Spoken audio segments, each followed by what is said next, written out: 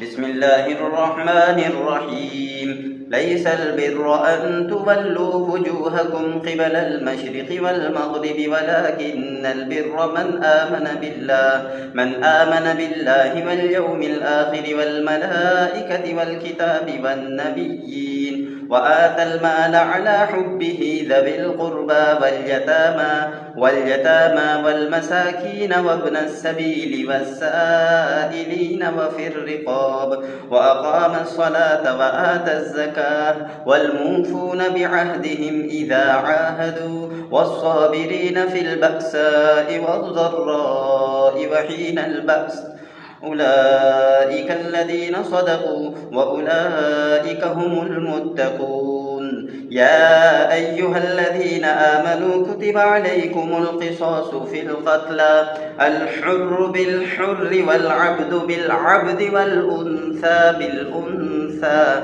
فمن عفي له من أخيه شيء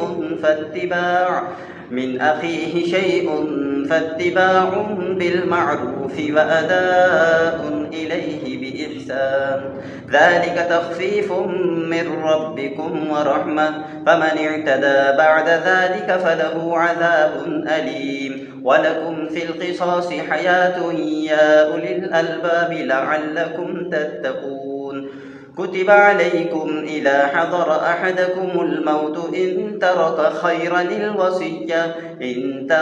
خيرا الوصية للوالدين والأقربين بالمعروف حقا على المتقين. فمن بدله بعدما سمعه فإنما إثمه على الذين يبدلونه إن الله سميع عليم. فمن خاف من موص جنفا أو إثما فأصلح